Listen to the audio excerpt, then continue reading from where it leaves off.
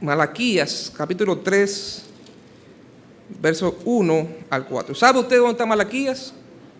Me imagino que debe saberlo, espero que sepa. Porque Malaquías es el último libro del Antiguo Testamento, el último de los profetas, ¿verdad?, del Antiguo Testamento. Malaquías está antes de Mateo, está en la Biblia, ¿verdad? Pero está antes de Mateo. Así que Malaquías capítulo 3 y los versículos del 1 al 4.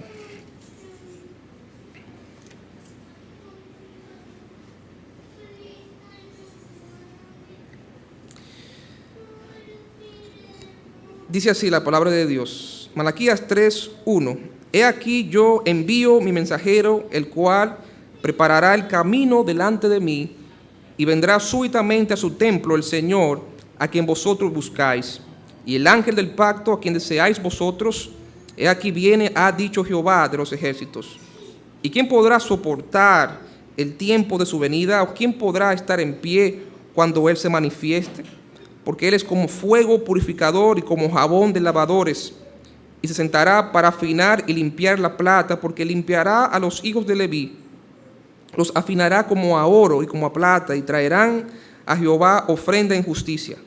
Y será grata a Jehová la ofrenda de Judá y de Jerusalén, como en los días pasados y como en los años antiguos. Amén. Esta noche vamos a predicar acerca de este libro de Malaquías bajo el título Moldeados por la predicación. Moldeados por la predicación. Vamos a orar. Padre bueno, Padre celestial, nuevamente volvemos a tu presencia en oración, implorándote, Señor, en este momento tu dirección, tu guianza en este tiempo tan precioso alrededor de tu palabra. Padre, nos declaramos incapaces de ser portavoces del Dios vivo, pero Padre celestial, nos escondemos detrás de la cruz de Cristo y queremos, Señor, que seas tú, a través de tu Santo Espíritu, el que ministre, el que ilumine a cada hermano, a cada amigo en esta noche, para que todos podamos, Señor, extraer todas las verdades, los principios bíblicos que nos van a ayudar, Señor, a ser creyentes saludables, creyentes firmes, que te honran y te sirvan, Señor. Padre, si hay algún alma sin Cristo en esta noche, que pueda conocer a Cristo, pueda salir con Cristo en su corazón. En el nombre de Jesús. Amén. Bien, pueden sentarse, hermanos.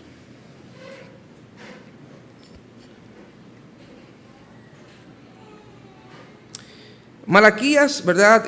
Ya dijimos, es el último de los profetas del Antiguo Testamento, es el último libro del Antiguo Testamento, y Malaquías representa el final del ministerio profético en el Antiguo Testamento. Con el fin de su ministerio se inicia entonces un periodo de silencio en Israel que duraría por 400 años hasta la primera venida de Cristo a la tierra. Este periodo se caracterizaría porque Dios no iba a hablar más a su pueblo a través de ningún profeta, a través de ningún sueño, de ninguna visión. Por 400 años no iba al pueblo a volver a escuchar la palabra de Dios, ¿verdad? Tenían la palabra escrita, tenían la ley de Jehová, pero Dios no se iba a manifestar de una manera, ¿verdad?, especial a su pueblo hasta que surgiera el ministerio de Juan el Bautista, ya en el libro de Mateo, con el cual se reinicia otra vez lo que es el ministerio profético en la Biblia. El nombre Malaquías significa mi mensajero o mi ángel. Y el contexto de Malaquías, ¿verdad?, es muy similar al contexto de Ageo y Zacarías, ¿verdad?, en la época post-exílica. Específicamente Malaquías comienza su ministerio profético casi 100 años después de el profeta Zacarías, alrededor de 430 antes de Cristo. La Biblia menciona que hubieron 3 profetas de Dios que ministraron al remanente judío que regresó del cautiverio babilónico a la ciudad de Jerusalén. Fueron 3 profetas que ministraron después que los judíos regresaron a Jerusalén del cautiverio en Babilonia: Ageo, Zacarías y Malaquías. Estos tres ministraron en un tiempo muy crítico y fundamental en la historia del pueblo judío. En este tiempo, hermanos, el pueblo de Dios estaba en un proceso de reconstrucción. Usted recuerda que cuando ellos llegaron a Jerusalén, ¿cómo encontraron el pueblo, la ciudad? Estaba destruida. Los muros estaban derribados, el templo de Dios estaba destruido, no había, ¿verdad?, casas construidas, todo era un desastre. Y el pueblo cuando llegó a Jerusalén tuvieron que enfrascarse en la ardua tarea de reconstruir toda la ciudad de Jerusalén, de reconstruir el templo, ¿verdad? Era un tiempo muy importante, era un tiempo muy fundamental, porque recuerden que era necesario que el pueblo de Dios volviera a ser reconstruido para que Cristo pudiera venir, para que el Mesías prometido pudiera llegar y entrar por las puertas de Jerusalén. Era importante para los planes de Dios que el pueblo de Dios, que la casa de Dios, que los muros, que la ciudad de Jerusalén fuera reconstruida para la venida de Cristo. Y vimos, ¿verdad? Hemos visto que en este tiempo hubo mucha oposición para que los judíos reconstruyeran su nación. Y de manera especial los samaritanos. ¿Usted recuerda a los samaritanos en la Biblia? Los samaritanos eran los enemigos de los judíos. Y los samaritanos habitaban en el norte de Palestina y eran una mezcla de judíos y gentiles. Y no querían saber de los judíos. Y ellos se opusieron muchas veces para que los judíos volvieran a reconstruir su nación.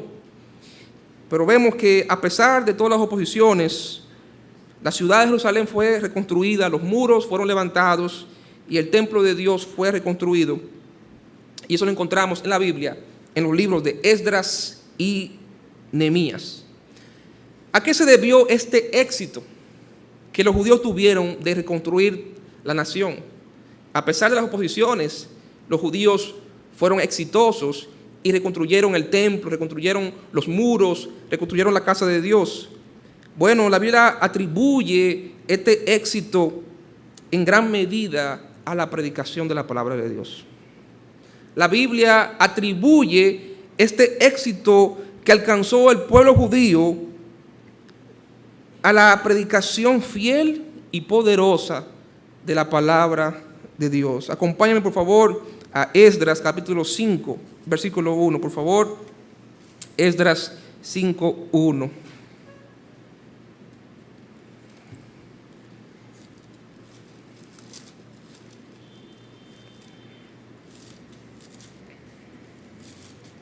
Esdras capítulo 5, verso 1. Dice: profetizaron Ageo y Zacarías, hijo de Ido, ambos profetas, a los judíos que estaban en Judá y en Jerusalén, en el nombre del Dios de Israel, quien estaba sobre ellos.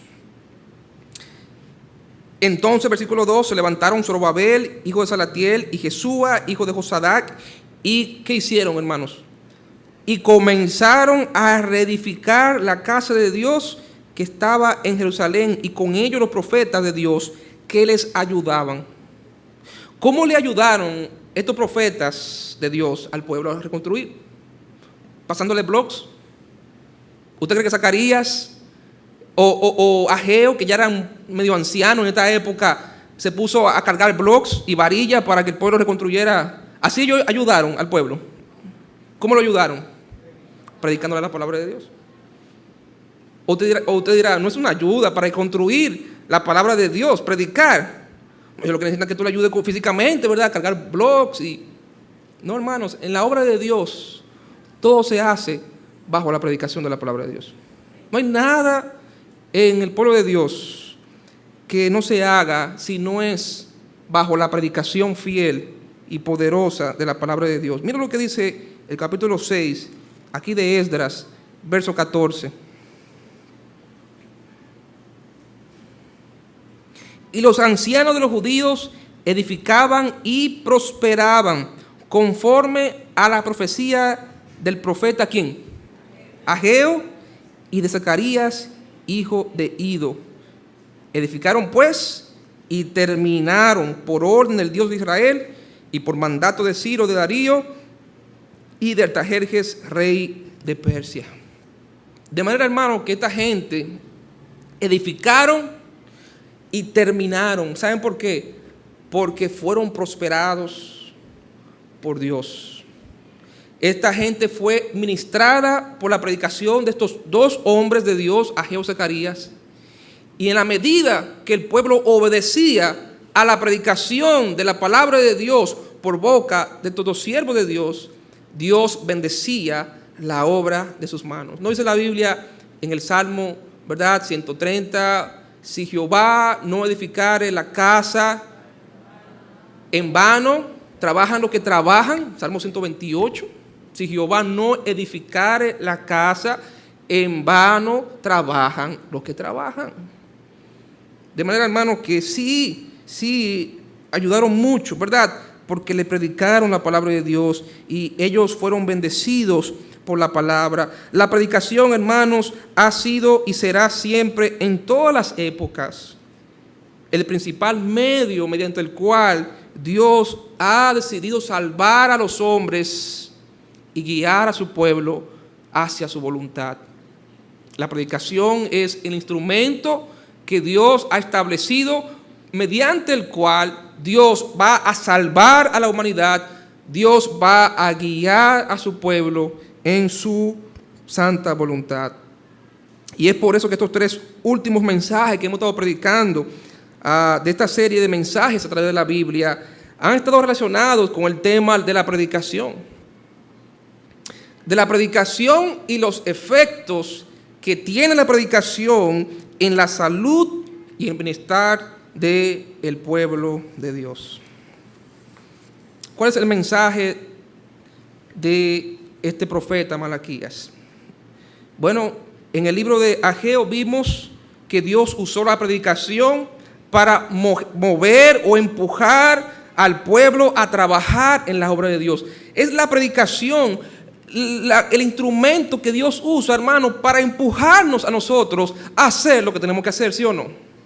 Es la predicación de la palabra de Dios la que nos mueve continuamente, nos da ese empujón espiritual, esa ayuda espiritual, ese empuje para nosotros ponernos a hacer las cosas que Dios quiere que hagamos.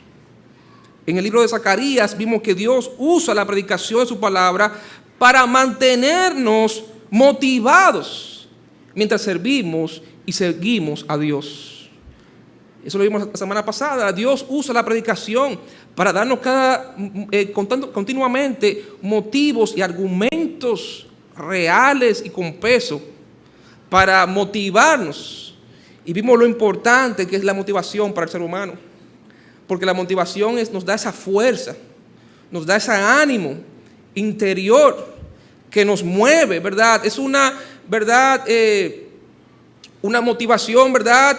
Nos pone, ¿verdad? Nos interesa, Dios nos atrae, ¿verdad? Para motivarnos, ¿verdad? Nos incentiva para que le sirvamos. Él no tiene que hacerlo, ¿sí o no? Dios es nuestro Señor. Dios solo tiene que mandar y tenemos que obedecer, amén. Pero Dios se complace en bendecir a sus hijos que le son fieles y le sirven a Él. Jesús dijo, si alguno me sirve, mi Padre, ¿qué va a hacer? Le va a honrar. Mi Padre le va a bendecir. De manera que Dios, como un buen Padre, sabe que para motivarnos a obedecerle, la mejor manera es incentivando, ¿no es verdad? Y dijimos la semana pasada, ¿verdad?, que los padres muchas veces le prometen a sus hijos cosas que les gustan a los hijos, que ellos saben que a los hijos les interesa, para motivarlos a hacer su tarea, ¿sí o no? A arreglar su cuarto, a portarse bien.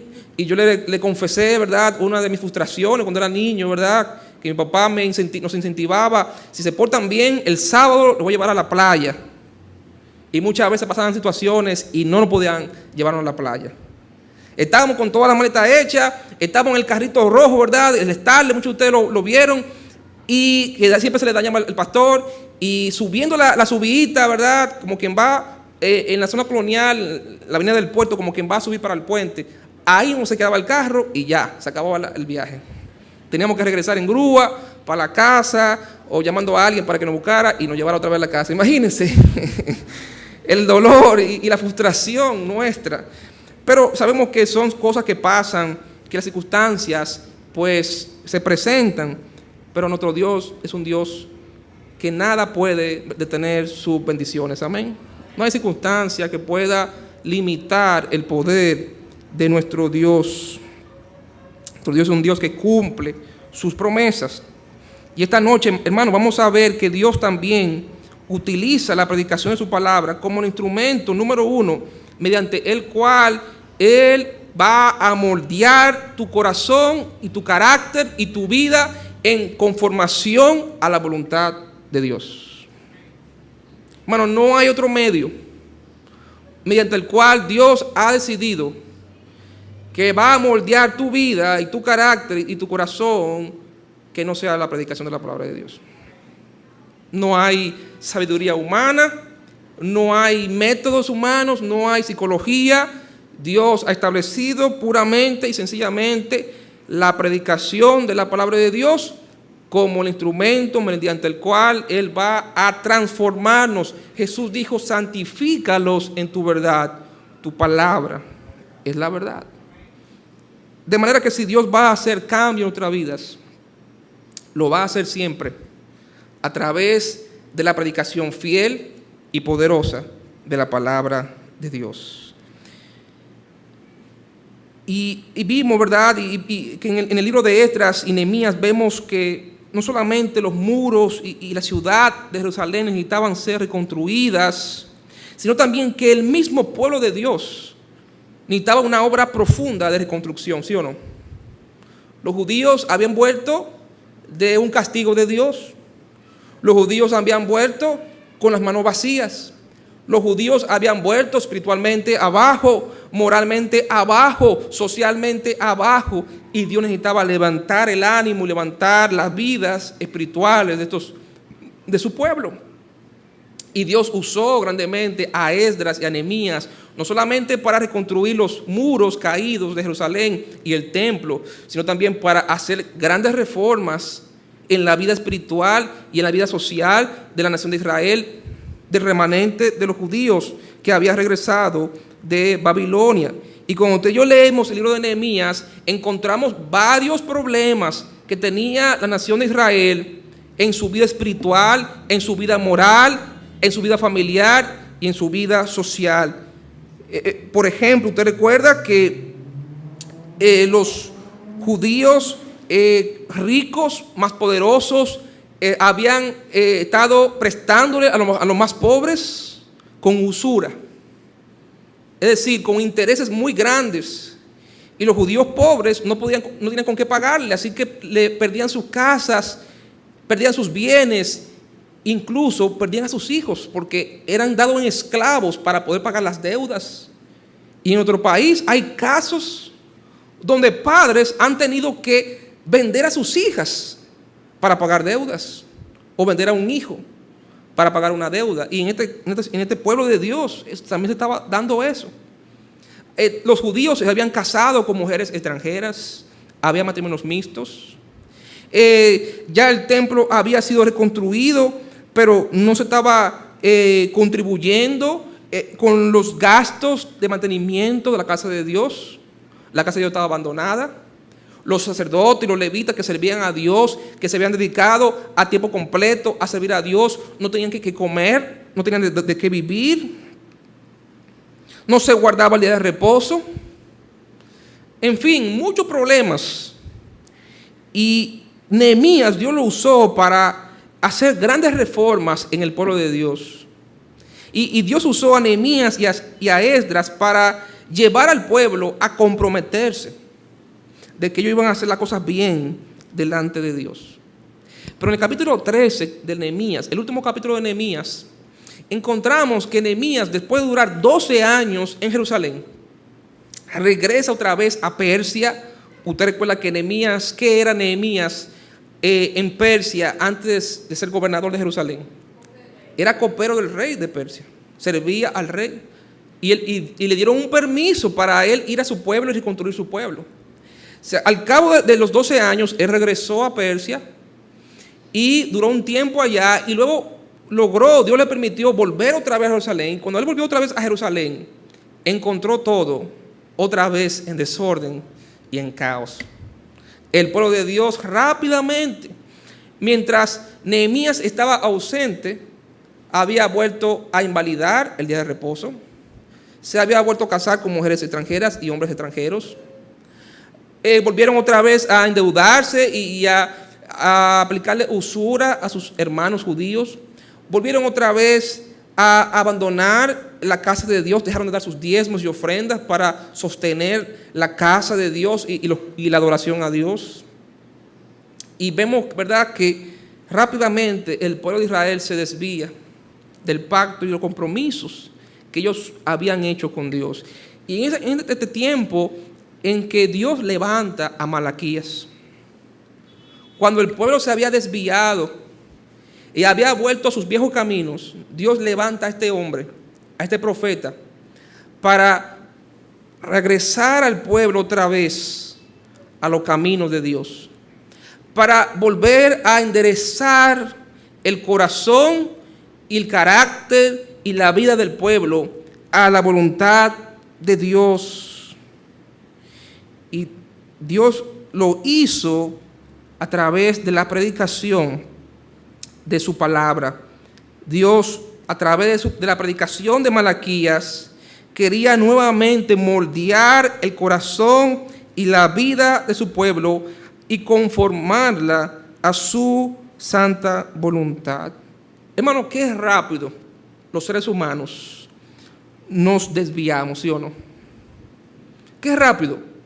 Dios, ¿verdad?, hace una obra poderosa, una obra milagrosa en nuestras vidas, nos pone, ¿verdad?, en pasos firmes, endereza nuestras vidas, pero rápidamente, hermanos, en un abrir y cerrar de ojos, otra vez nos estamos desviando del camino de Dios, nos estamos desviando de la voluntad de Dios. Qué rápido, hermanos, nos acostumbramos y nos acomodamos otra vez a esos malos hábitos, a esos pecados, a esas prácticas mundanas de las cuales Dios ya nos había librado. De manera que esto obliga a Dios constantemente a tener que ir moldeando nuestro corazón, nuestro carácter, nuestra vida, y conformarla con su palabra, conformarla con su voluntad. ¿Qué dice Romanos capítulo 12, verso 2? No os conforméis a este siglo. ¿Y qué significa la palabra conformarse? Tomar la forma de este mundo.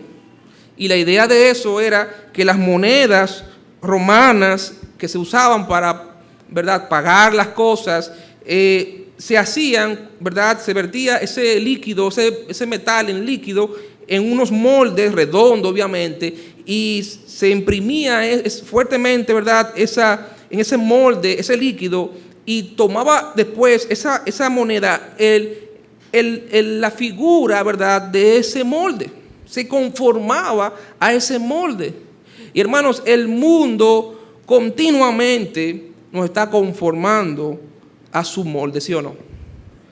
Y esta mañana escuchamos muy claramente acerca de eso, de que el mundo está siendo conformado por el Satanás de una manera impresionante, a una velocidad abrumante, hermanos. Y usted y yo estamos en las nubes y nos estamos descuidando nuestras propias vidas y en la vida de nuestros seres queridos. Nos estamos descuidando, hermanos, porque este mundo, a través de los medios de comunicación, de la televisión, del entretenimiento, de la película, de los medios de información, cada día nos está bombardeando sus filosofías y nos está presentando la imagen o el prototipo del hombre moderno, de la mujer moderna, de los hijos modernos. Y hermanos, da miedo ver cuál es el molde que este mundo quiere para sus hijos y para esta sociedad.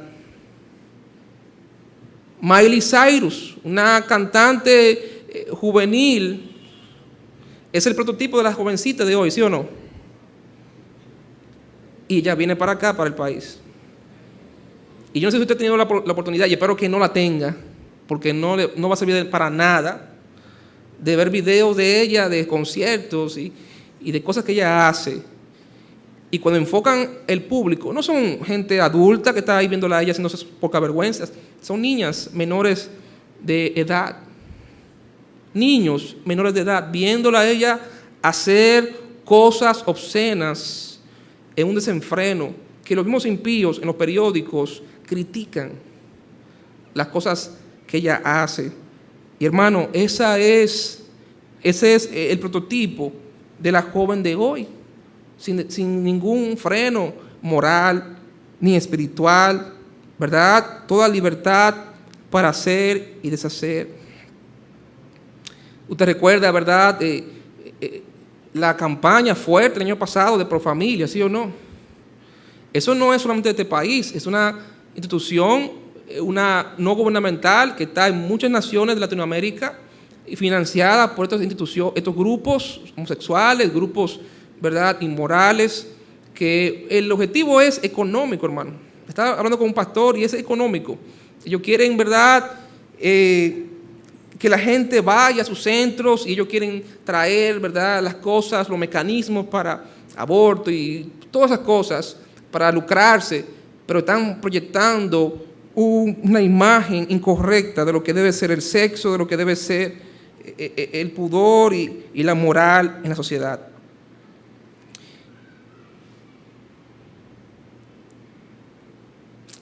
Dios usó a este hombre Malaquías, hermanos, para moldear el corazón de su pueblo.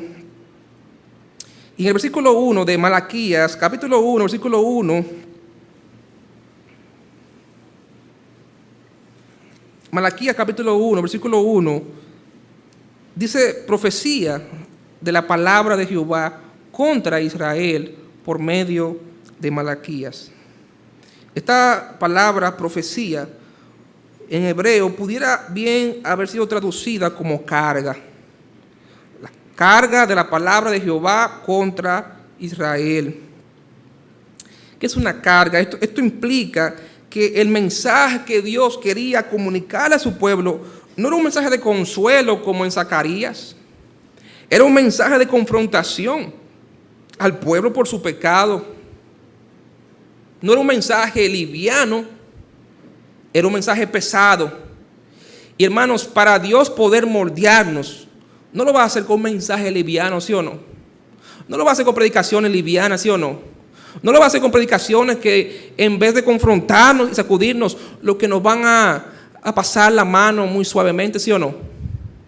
Para Dios moldearnos va a tener que ser fuerte y descargar su peso y hacer presión a nosotros para que usted y yo seamos las personas que Dios quiere que seamos. Amén. Dios va a tener que poner presión en nuestra vida, poner presión a nuestra mente y pensamientos contaminados por el mundo. Dios va a tener que poner presión en nuestro carácter, ¿verdad? En nuestro débil carácter. Dios va a tener que poner presión a nuestros planes y proyectos que están contrarios a la voluntad de Dios. Dios va a tener que presionarnos por medio de su palabra para llevarnos por un sendero derecho y recto. Y dice la palabra de Dios en Jeremías 23, 29. No es mi palabra como fuego, dice Jehová, y como martillo que quebranta la piedra. ¿Ha leído usted ese pasaje de Jeremías? Donde la palabra de Dios se compara a un martillo que quebranta la piedra. Un martillo pesado que tiene el poder de quebrantar el corazón más duro y el carácter más rebelde. La idea es que Dios muchas veces, hermanos, usa su palabra como un instrumento de sanación y consolación. Muchas veces Dios nos consuela a través de su palabra. Muchas veces Dios sana nuestras heridas. La palabra de Dios muchas veces funciona y actúa como una pomada espiritual, divina, ¿sí o no? Donde Dios la aplica suavemente en las heridas que usted y yo tenemos, ¿sí o no?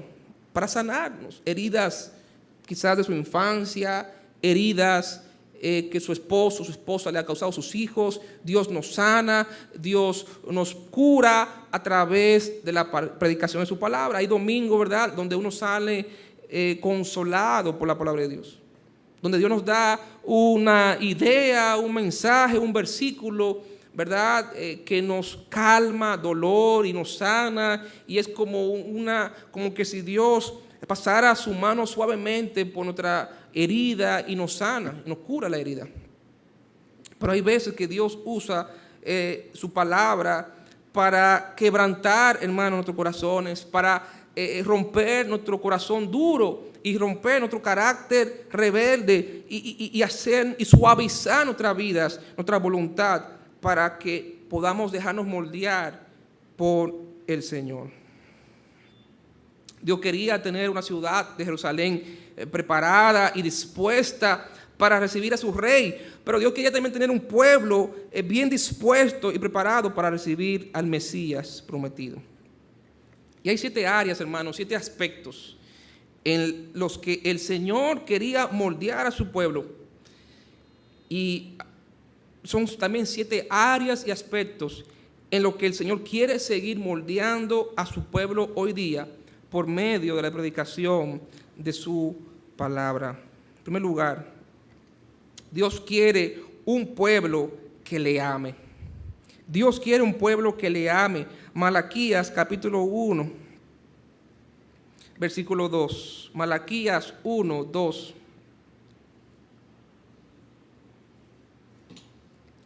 Dice: yo os he amado, dice Jehová, y dijisteis: ¿en qué nos amaste? ¿No era Esaú hermano de Jacob? Dice Jehová, y amé a Jacob y a Esaú aborrecí, y convertí sus montes en desolación, y abandoné su heredad para los chacales del desierto. Dice el versículo 2, yo os he amado, dice Jehová. Qué hermosas palabras, amén. Que Dios nos dice en su palabra claramente: yo os amo. Dios nos ama, hermano, amén. El primer mensaje de este profeta, aunque usted no lo crea, no es un mensaje de rencor, de odio de parte de Dios, es un mensaje de amor. A lo largo de los siglos, Dios le había mostrado a su pueblo Israel su amor y su compasión de muchas maneras. Pero ¿saben qué, hermanos? Israel responde al amor de Dios de una manera sorprendente. Mira lo que dice, cómo Israel responde al amor de Dios. En el versículo 2 dice: yo os he amado, dice Jehová, y dijiste: ¿en qué nos amaste? El pueblo de Dios cuestiona el amor de Dios. El pueblo de Dios le dice que tú nos amas. ¿Y cómo tú nos has demostrado ese amor? ¿De qué manera, Dios, tú nos has demostrado que tú nos amas? ¡Wow! ¡Qué fuerte! Que el pueblo de Dios cuestione el amor que Dios tenía por su pueblo. Y vamos a ver, hermano, que en cada una de estas áreas que Dios quiere moldear a su pueblo cuestiona la obra de Dios en su vida. El pueblo de Dios como que se muestra medio sorprendido de que Dios esté confrontándolo en tal área, y el pueblo cuestiona: ¿qué tú haces, Dios? Porque yo estoy bien, yo no tengo ningún problema, yo no necesito ser moldeado, yo no necesito ser cambiado, yo no tengo ningún problema, al contrario, yo lo estoy haciendo todo bien. Y Dios dice: no, hay un problema ahí que hay que cambiar. Pero el pueblo cuestiona la obra de moldeo, ¿verdad?, de formación que Dios quiere hacer en su vida.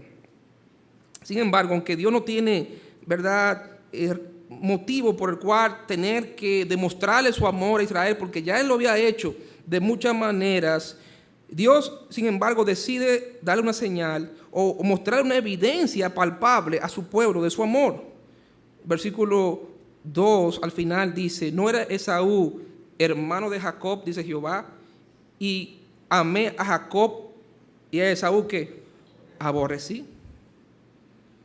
Aquí hay una evidencia. Si Israel no le cree a Dios, si Israel cuestiona el amor de Dios, Dios le muestra una evidencia. Ven acá, pero antes que ustedes fueran pueblo, ¿verdad? Isaac tuvo 2 hijos y yo escogí a Jacob y deseché a Esaú. Bueno, acá, ¿quién desciende de Esaú? Los edomitas. ¿Y quiénes descienden de Jacob? Los israelitas. Es decir, que desde antes de ustedes ser pueblo, yo los había elegido a ustedes por encima de los edomitas. ¿Qué vemos ahí? Un amor incondicional, un amor soberano de Dios. Dios eligió a Israel antes que Israel lo eligiera a él. Eso no es amor, eso es amor. Dios escogió a Israel por su amor a Israel. Y Dios decidió desechar a Esaú simplemente porque Dios decidió amar a Israel. De manera que esto es una evidencia palpable que Dios le da a su pueblo. Hermano, el problema no era que Dios no amaba a Israel. El problema era que Israel había dejado de amar a Dios, ¿sí o no? No, el problema no era con Dios. Dios no tenía ningún problema. Dios siempre había amado a Israel. El problema era que Israel ya había dejado hace mucho tiempo de amar a Dios. ¿Qué dice la palabra de Dios en 1 de Juan capítulo 2, versículo 15? No améis al mundo ni las cosas que están en el mundo. Si alguno ama al mundo, el amor del Padre no está en él. Muy claramente, la palabra de Dios dice, no améis al mundo. Si alguno ama al mundo, el amor del Padre no está en él. Eso no quiere decir que Dios deja de amarte cuando tú amas al mundo. Eso quiere decir que tú dejas de amar a Dios cuando tú amas al mundo. Nadie puede amar o servir a 2 señores.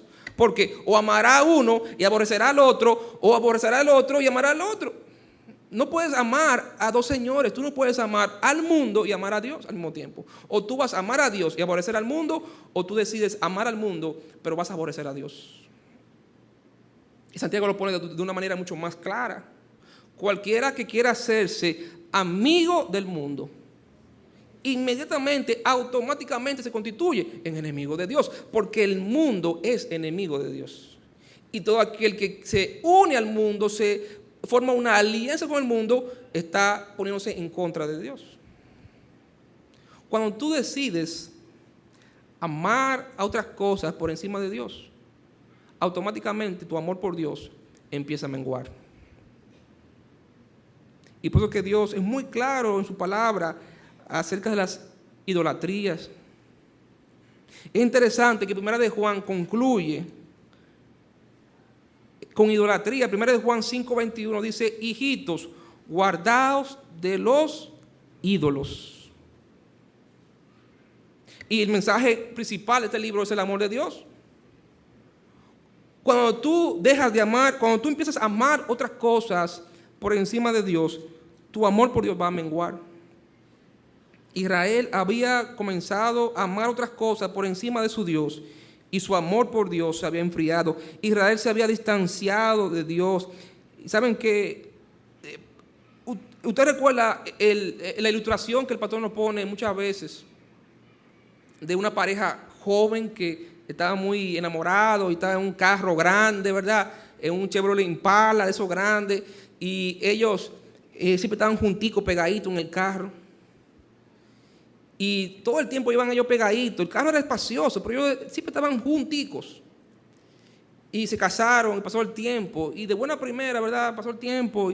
Y la mujer comenzó a notar que el marido estaba por allá y ella por acá. Y comenzó a añorar esos días en su juventud, en su noviazgo, cuando ellos estaban junticos en ese carro grandísimo. Y la mujer cuestiona el amor de su esposo. Le dice, ven acá, ¿ya tú no me amas? Y el esposo le dice, ven acá, pero ¿y por qué tú me cuestionas que si yo te amo? Ah, porque tú estás por allá, yo por acá. Y antes estábamos, ¿verdad? Siempre junticos, cuando éramos novios, siempre junticos. Y ahora tú estás por allá, yo estoy por acá. Y el esposo le dice, yo no sé tú, pero yo siempre he estado aquí. De manera, hermano, que Dios nunca cambia. Amén. Nosotros cambiamos. Él nunca nos deja, nosotros lo dejamos. Él siempre nos ama, nosotros dejamos muchas veces de amar a Dios. Volviendo a Malaquías, oye lo que Dios le dice a este pueblo. En Malaquías capítulo 3, versículo 6.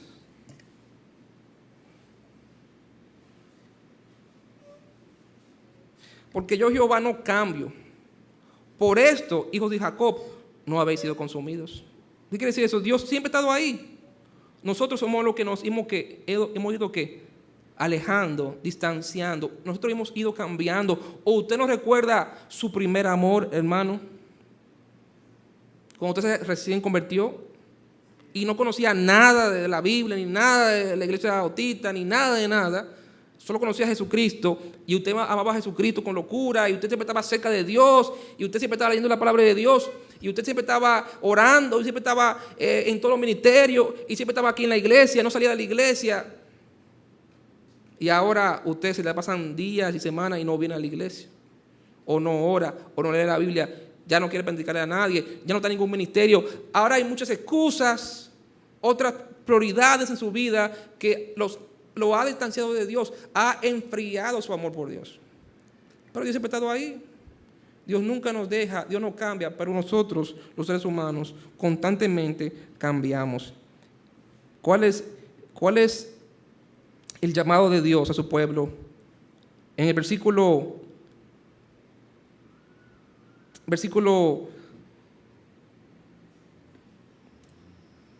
7, capítulo 3 de Malaquías, versículo 7, dice: desde los días de vuestros padres os habéis apartado de mis leyes y no las guardasteis. Y aquí está: volveos a mí y yo ¿qué? Me volveré a vosotros, ha dicho ¿quién? Jehová de los ejércitos.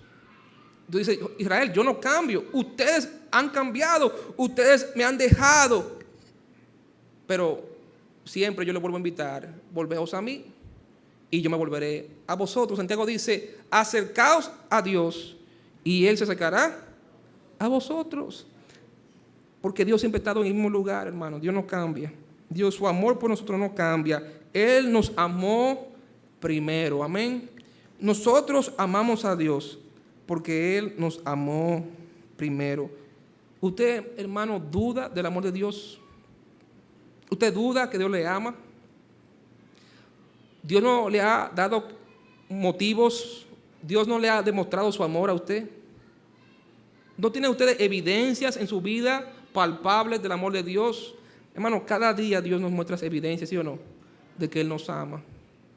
Él le dice: si no fuera porque yo no cambio, ustedes no estuvieran aquí, Israel.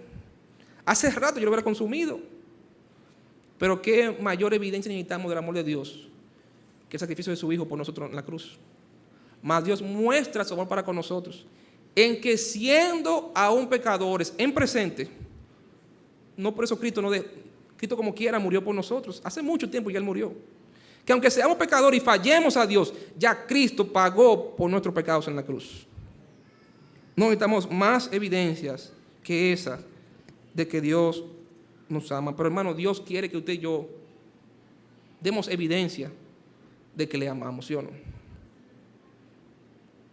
Nadie se conforma con un amor en secreto, un amor de palabra. Todo el mundo quiere que le amen en hecho y en verdad. Y Dios no es la diferencia. Dios quiere que tú y yo le amemos, hermanos, con toda nuestra mente, con todas nuestras fuerzas. Dios quiere que nos mantengamos siempre cerca de Él. Y Él usa la predicación de su palabra para moldear nuestra vida, para que seamos un pueblo que le ame a Él sobre todas las cosas. En segundo lugar, Dios quiere un pueblo que le tema. Malaquías capítulo 1, versículo 6. Malaquías 1:6. El Hijo honra al Padre, el siervo a su Señor. Si pues soy yo Padre, ¿dónde está mi honra? Y si soy Señor, ¿dónde está mi temor? Dice Jehová de los ejércitos. ¿Qué hace Dios aquí? Dios utiliza las imágenes de un hijo y de un siervo para referirse a su pueblo. En otros versículos Dios habla de Israel como su hijo. En Isaías 42 Dios llama a Israel su siervo. Dios se hace llamar el Padre y el amo, el Adonai, el Señor de su pueblo. Y como todo buen padre y todo buen amo, Dios espera que su pueblo ¿qué? Le tema. Dios espera que su pueblo le respete y que le dé el respeto que Él merece. Sin embargo, este pueblo de Israel continuamente estaba menospreciando e irreverenciando el nombre de Dios. Y mira cómo responde Israel ante la confrontación de Dios.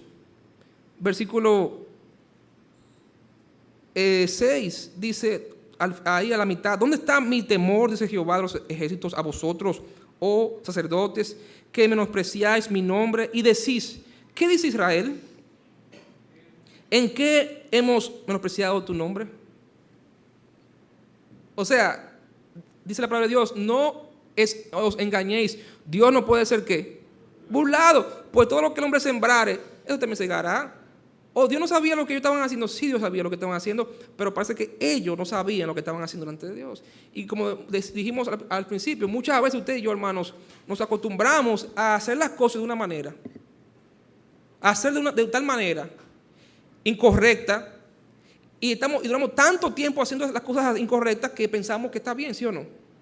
Pensamos que Dios está de acuerdo con nuestra forma, con la manera que hemos decidido que nos vamos a manejar. Por aquí, hermano, que yo le he dicho, hermana, esto no son horas de llegar al culto, hermano. A las 12 del día, a las 12:30, llegar al culto. Usted no está recibiendo nada de la palabra de Dios, ni los cánticos, ni nada. Esto es lo que yo he decidido, así que yo voy a venir. Me han dicho en mi cara, o sea, hermano, lo que pasa es que hay compromiso, hay situación en la casa y tengo que dejar todo. Y esta es la hora que yo puedo venir. ¿Qué me está diciendo? Yo he decidido que yo voy a venir, me he decidido que así voy a hacer las cosas. Aunque estén mal, están bien. No, hermano, están mal. Están mal. Y a veces pensamos que Dios está de acuerdo con la manera que usted y yo decidimos hacer las cosas. No queremos que Dios nos moldee. Queremos que Dios se moldee a nuestros planes, a nuestras maneras de vivir incorrectas. Y Dios nunca va a cambiar. Dios no va a dejar de ser quien Él es. Dios quiere que usted y yo nos moldeemos y acomodemos a quien Él es. Y Él dice, yo soy santo, sed santos, porque yo soy santo. El pueblo cuestiona a Dios, pero este pueblo ya estaba habituado a hacer lo malo. ¿Y qué pasaba? El pueblo judío estaba menospreciando los sacrificios de Dios. ¿Por culpa de quién? Por culpa de los líderes espirituales del pueblo. Capítulo 1, versículo 6. ¿A quién se dirige Dios en esta confrontación? Dice, oh sacerdotes, que menospreciáis mi nombre. Hermanos, los sacerdotes, que eran los líderes espirituales, que eran los que debían ser un ejemplo al pueblo de la reverencia y el respeto a Dios, eran los primeros que irrespetaban y reverenciaban a Dios. Cuando el pueblo venía a adorar a Dios, ellos tomaban lo mejor para ellos y le daban a Dios las ofrendas y los corderos enfermos y peores cosas a Dios. ¿No recuerda lo que hacían los hijos de Elí? ¿Usted recuerda? Los hijos de Elí forzaban al pueblo a darle lo mejor a ellos y lo peor a Dios. ¿Y qué hacía el pueblo? El pueblo menospreciaba las cosas de Dios porque veía que los líderes no eran un ejemplo, no propiciaban un respeto, un orden, y la gente tomó las cosas a la ligera y no le importaba, hacían lo que hacían. No había autoridad, no había respeto, porque los líderes espirituales y religiosos no daban a respetar a Dios y a su casa. Y de manera que así como los líderes andaban, así todo el pueblo también andaba, no adoraba a Dios de la manera que Dios se merecía, y respetaban y reverenciaban el nombre de Dios. Y en el capítulo 2 vemos que Dios, pues Dios advierte a los sacerdotes, Dios advierte al pueblo que si ellos no cambiaban sus maneras de acercarse a Dios, si ellos no cambiaban su forma de adorar a Dios, Dios iba a maldecir sus ofrendas, Dios iba a cambiar la bendición de los sacerdotes en maldición. ¿Usted recuerda que los sacerdotes podían bendecir al pueblo? Jehová te bendiga, ¿verdad? Hágate resplandecer tu rostro sobre ti, su rostro sobre ti. Dios prometió que si ellos no cambiaban sus malas prácticas, Dios iba a cambiar esa bendición sacerdotal en maldición. El pueblo no respetaba a Dios. Hermano, Dios es un Dios de amor, pero es un Dios ¿qué? fuego consumidor. Es un Dios glorioso, un Dios majestuoso, un Dios que dice en Habacuc 2:20, mas Jehová está en su santo templo, calle delante de él toda la tierra. Entonces es un Dios de orden, es un Dios reverente, y usted y yo tenemos que darle a Dios la reverencia y el temor que Él merece. Cuando usted venga a la casa de Dios, venga con reverencia, amén. Disfrute la comunión con los hermanos, pero recuerde, frente a quién usted está en la presencia de Dios, usted está cantándole a Dios, está adorando a Dios, y todo hay que hacerlo decentemente y en orden. Dios quiere, hermano, entonces, que su pueblo le ame, que su pueblo le tema. Dios quiere que su pueblo le sea fiel. Malaquías capítulo 2, verso 14 al 16. Malaquías 2, 14, 16. Mas diréis, ¿por qué? Porque Jehová ha atestiguado. Porque Jehová ha atestiguado entre ti y la mujer de tu juventud, contra la cual has sido como desleal, siendo ella ¿quién? Tu compañera, y la mujer de ¿qué? De tu pacto. ¿No hizo el uno habiendo en él abundancia de espíritu? ¿No hizo el uno habiendo en él abundancia de espíritu? ¿Y por qué uno? ¿Y por qué uno? Porque buscaba una descendencia para Dios. Guardaos pues en vuestro espíritu y no seáis desleales para con la mujer de vuestra juventud, porque Jehová Dios de Israel, escuche esto, hermano, este es un versículo muy claro, un verso muy claro, porque Jehová Dios de Israel ha dicho. ¿Y qué ha dicho Dios? Que Él aborrece el divorcio, Dios aborrece el repudio, y al que cubre de iniquidad su vestido, dijo Jehová de los ejércitos, guardaos pues en vuestro espíritu y no seáis infieles, no seáis desleales. Dios aborrece el divorcio, Dios aborrece la infidelidad, porque Dios es un Dios fiel. Dios es un Dios fiel, y Él quiere que su pueblo sea un pueblo ¿qué? Fiel, un pueblo leal.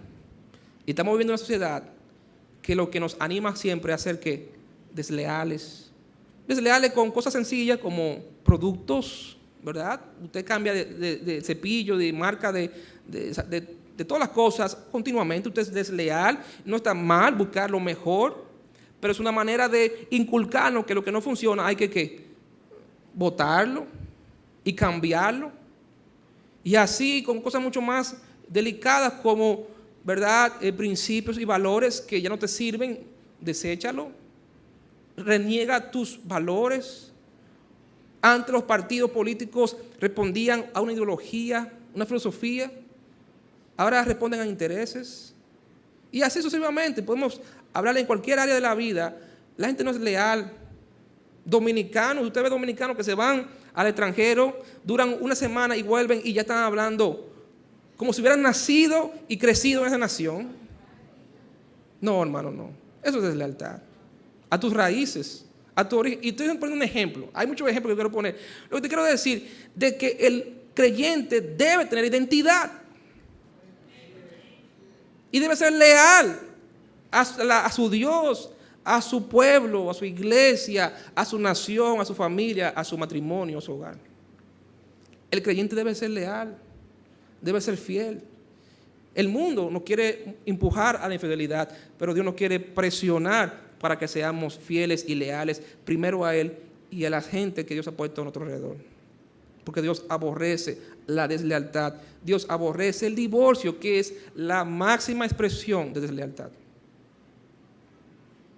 ¿Usted recuerda el libro de Oseas? Oseas, Dios lo manda como profeta, Dios lo manda a casarse con una mujer desleal. ¿Usted recuerda? Adúltera. Se casa con esa mujer, tiene hijos. Y quizás dice la Biblia que sus hijos no eran de él. El primero quizás sí, pero los demás no eran de él. Y la mujer es infiel. Muchas veces a Oseas, Gomer. Y la mujer deja al profeta. Y la mujer vive con sus amantes. Los amantes no lo mantienen, pero siempre dice la Biblia que Oseas iba y le dejaba en la puerta lo que ella necesitaba para vivir. Y cuando ella lo veía, ella agradecía a sus amantes porque pensaba que eran sus amantes que la mantenían mientras era su esposo fiel en su casa esperándola, que siempre se mantuvo manteniéndola aunque ella era la infiel. Y después a ella, a Gomer, la venden sus amantes a un mercado de esclavos. Y Oseas va y la compra de ese mercado de esclavos y la vuelve otra vez a establecer en su hogar como su esposa. ¿Quién representa a Oseas? Dios. ¿Quién representa a Gomer? La nación de Israel. ¿Quién representa a Oseas? Dios. Gomer, usted y yo, hermano. Dios nos ha amado con un amor eterno, dice la palabra de Dios. Dios había dicho a su pueblo, con amor eterno te he amado. La relación matrimonial es una ilustración, es un cuadro perfecto de la relación que Dios ha establecido con su pueblo. Una relación eterna, no separación. Romanos capítulo 8, verso 1 dice no condenación, ¿verdad? Romanos 8, 28 dice no separación. Nada nos puede separar ¿de qué? Del amor de Dios que es en Cristo Jesús. Por eso es tan importante para Dios el matrimonio. Por eso es tan importante para Dios el pacto matrimonial. Porque es una representación del pacto de salvación que Dios ha establecido con su pueblo. Dios quiere un pueblo fiel. Y hermanos, todo lo que Dios nos demanda, Él nos da ejemplo, ¿sí o no? Dios nos demanda amor, Él es el primer ejemplo de amor. Dios nos demanda lealtad, ¿verdad? Temor, reverencia, Él es el mayor ejemplo de reverencia. Dios nos demanda fidelidad, Él es el mejor ejemplo de fidelidad. Dios nos quiere un pueblo, en cuarto lugar, que le agrade. Dios quiere un pueblo que le agrade. Malaquías, capítulo 2, verso 17. Malaquías 2, 17. Habéis hecho cansar a Jehová con vuestras palabras y decís, ¿en qué le hemos cansado? ¿En qué decís? Cualquiera que hace mal agrada a Jehová y en los tales se complace. Y si no, ¿dónde está el Dios de justicia? ¿Entiende este pasaje, hermano? Ellos decían, Dios se agrada de lo que hace lo malo. ¿Por qué? Porque se habían acostumbrado a hacer lo malo, no veían ningún fuego del cielo que caía sobre ellos y decían, pero Dios no le importa lo que yo hago. Pues Dios está de acuerdo con lo que yo estoy haciendo. Pues Dios le agrada lo que yo hago. Aunque esté mal, bueno. Y ellos se habituaron a hacer lo malo porque Dios no traía de verdad ningún castigo y se acostumbraron a vivir de una manera incorrecta y confundieron la paciencia de Dios con la permisividad de Dios. Dios no es un Dios permisivo, Dios es un Dios paciente, amén. Dios no es un Dios permisivo, Dios es un Dios paciente con sus hijos. Capítulo 3, verso 1 dice, he aquí yo envío mi mensajero, el cual preparará el camino delante de mí y vendrá súbitamente a su templo. ¿Quién? El Señor Jesucristo, a quien vosotros buscáis, y el ángel del pacto, a quien deseáis vosotros, he aquí viene, ha dicho Jehová de los ejércitos. ¿Y quién podrá soportar el tiempo de su venida? ¿O quién podrá estar en pie cuando Él se manifieste? Porque Él es como fuego purificador y como jabón de lavadores. Y se sentará para afinar y limpiar la plata, porque limpiará a los hijos de Leví, los afinará como a oro y como a plata, y traerán a Jehová ofrenda en justicia. ¿Y será qué? Y será grata a Jehová la ofrenda de Judá y de Jerusalén, como en los días pasados y como en los años antiguos. ¿En quién se cumple esta profecía? En Cristo. ¿Qué fue lo primero que hizo Cristo cuando entró por las puertas del templo? Cuando Él vino, en su primera venida, ¿qué fue lo primero que Él hizo cuando Él entró al templo de Dios? Agarró unos fuertes por ahí que encontró por ahí y comenzó a entrarle fuetazo a la gente, sacándolas. Habían vuelto a la casa de Dios en una cueva de ladrones. Habían hecho un desorden en el templo de Dios. Había gente vendiendo palomas, animales, había una suciedad, un desastre en la casa de Dios que debe ser llamada casa de oración. Y Cristo, el celo de Jehová por su casa, lo consumía. Y se le ve que Él entró y limpió la casa de Dios, purificó la casa de Dios. ¿Se cumple esta profecía, sí o no? En Jesucristo. Pero hermano, Cristo viene otra vez. Cristo viene pronto. Y 1 de Juan capítulo 2 dice que el que tiene esta esperanza, en Él se purifica, así como Él es puro. ¿Usted espera la venida de Cristo, hermano? Cuidado con lo que usted espera. Porque Él viene a purificar esta tierra. Y Él quiere encontrar un pueblo puro, como Él es puro. Dios quiere un pueblo que le agrade. Dios quiere un pueblo que le honre. Malaquías capítulo 3, versículo 6. Malaquías 3, 6. Porque yo, Jehová, no cambio. Por esto, hijos de Jacob, no habéis sido consumidos. Versículo 8. Malaquías 3, 8. ¿Robará el hombre a Dios? Pues vosotros me habéis robado. Y dijisteis, ¿en qué te hemos robado? En vuestros diezmos y ofrendas. Maldito soy con maldición, porque vosotros, la nación toda, me habéis robado. El pueblo de Dios, ¿tú recuerdas que le dijimos anteriormente que cuando Nehemías se fue, el pueblo dejó de ofrendar a Dios, ¿sí o no? Dejó de diezmar. La casa de Dios estaba abandonada. Y cuando Nehemías regresó, encontró que la casa de Dios estaba abandonada. Los levitas no tenían que comer. El pueblo había dejado de ofrendar, de diezmar. Y la casa de Dios estaba sucia, estaba abandonada. Y sus siervos estaban desamparados. Y Dios estaba molesto con su pueblo por eso. Y Dios acusaba a su pueblo de haberle robado. ¿Con qué? Porque no le había dado lo que le corresponde. No le había dado sus diezmos y ofrendas al Señor. Dice la palabra de Dios en Proverbios capítulo 3, verso 9. Honra a Jehová con tus bienes. ¿Lo ha leído usted? Honra a Jehová con tus bienes y con las primicias de tus productos. Eso es un principio eterno, hermano. Es un principio bíblico. Es interesante, Dios no lo pone como un mandato, pero lo pone como un principio, pero Él espera que tú y yo respondamos a ese principio.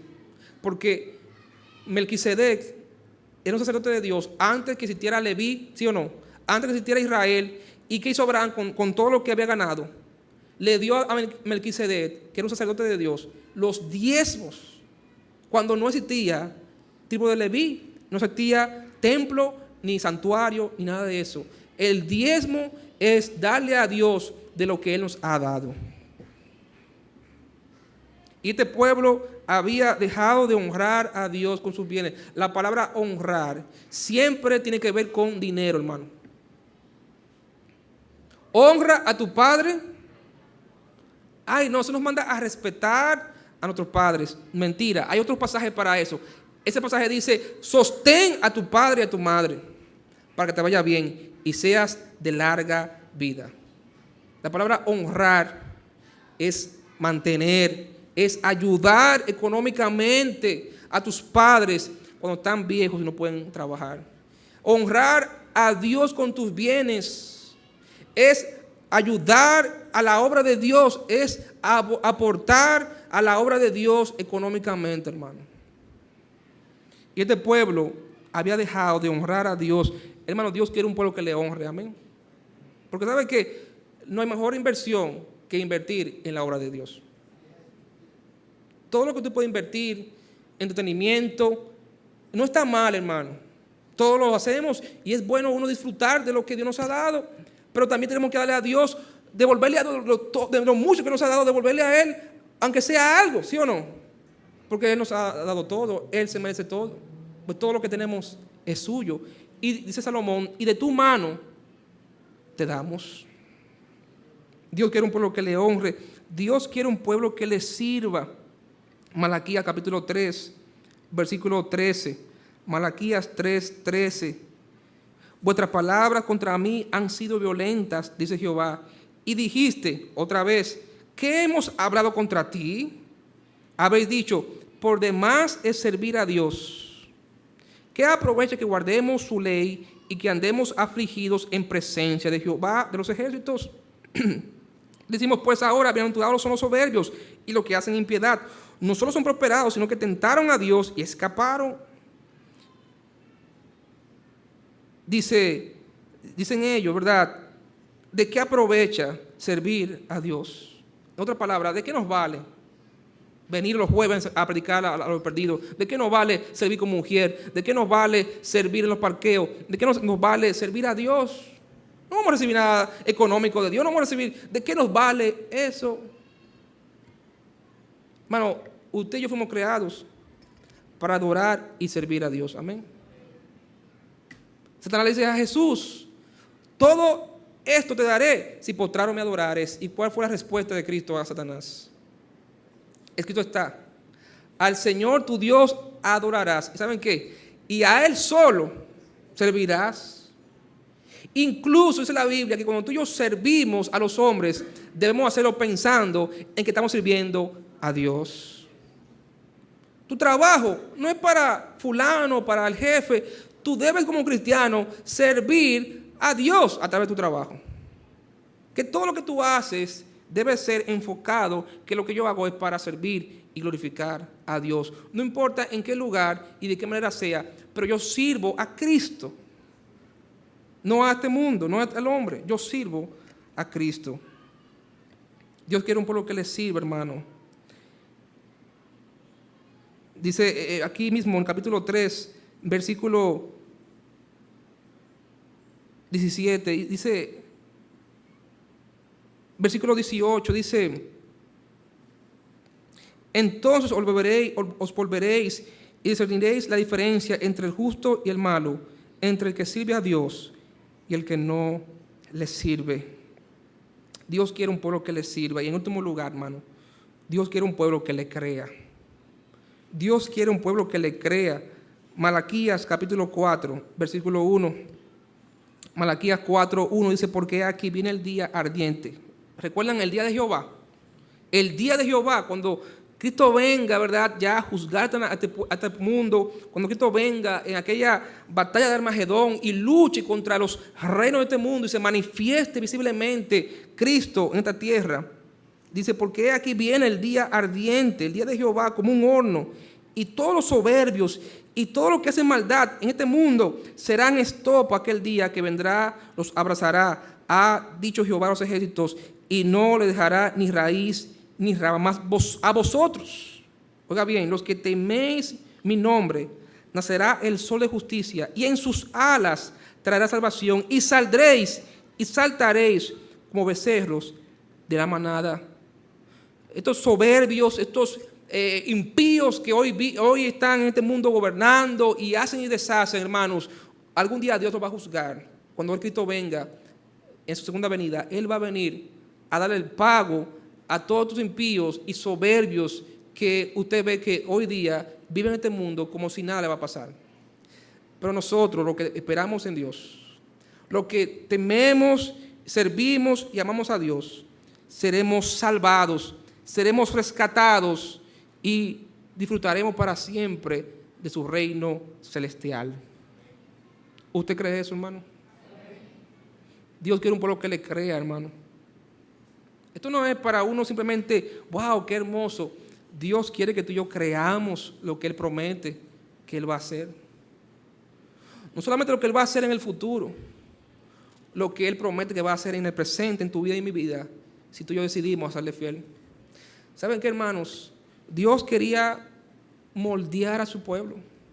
Dios quería que su Hijo Jesucristo, cuando llegara aquí a la tierra, encontrara un pueblo bien dispuesto y preparado para recibir al Rey. Y Dios lo hizo a través de Malaquías, a través de la predicación de la palabra de Dios. Hermano, Dios quiere hoy día también un pueblo bien dispuesto y preparado para la segunda venida de su Hijo Jesucristo aquí en la tierra. Y Dios lo está haciendo y Dios lo va a hacer, hermanos, solamente y principalmente a través de la predicación de la palabra de Dios. No te canses de venir a escuchar la predicación de la palabra de Dios, porque es el medio que Dios ha establecido para moldear tu vida y mi vida a la voluntad buena, agradable y perfecta de Él. Él quiere un pueblo que esté listo, preparado para su venida. ¿Sabe con qué palabra termina este libro de Malaquías? Mira lo que dice Malaquías. Yo sé que muchos de ustedes ya encerraron la Biblia, pero mira lo que dice Malaquías, capítulo 4, versículo 6. Dice el versículo 5, Malaquías 4:5, dice: he aquí, yo os envío el profeta Elías antes que venga el día de Jehová, grande y terrible. Él hará volver el corazón de los padres hacia los hijos, y el corazón de los hijos hacia los padres. No sea que yo venga y hiera la tierra ¿con qué? Con maldición. La palabra maldición aparece mucho en este libro de Malaquías. Usted recuerda que en una ocasión en el desierto Dios habían 2 montes. Y Dios dijo: este será llamado el monte de la bendición y este el monte de la maldición. Deuteronomio capítulo 28 habla de eso. Y Dios le dijo a ellos todas las cosas que Él iba a hacer si ellos obedecían y les sean fiel y fueran fieles a Dios. Los iba a bendecir en tal y cual cosa. Pero también le dice todas las maldiciones que le iban a venir si ellos no se sujetaban a la palabra de Dios, si ellos no se dejaban moldear y guiar por Dios. Iban a ser malditos, ¿verdad? En muchas áreas. Hermano, la bendición de Dios depende. La bendición de Dios, el favor de Dios depende de si tú y yo nos dejamos moldear por Dios. Por eso que Él dice: no conforméis a este siglo, no conforméis a este mundo, sino transformaos por medio de la renovación de vuestro entendimiento. ¿Y de qué manera Dios continuamente nos va renovando y transformando nuestro conocimiento? Por la predicación de la palabra de Dios. ¿Con cuál objetivo? Para que comprobéis cuál sea la buena voluntad de Dios, agradable y perfecta. Yo no sé tú, hermano, pero yo cada día quiero descubrir la buena, agradable y perfecta voluntad de Dios para mi vida. Porque la bendición de Jehová es la que enriquece y no añade tristeza o maldición con ella. Estar en la voluntad de Dios es atraer el favor y la bendición de Dios sobre nuestras vidas. Estar fuera de la voluntad de Dios es atraer la maldición de Dios sobre nuestras vidas y sobre los nuestros. Vamos a orar.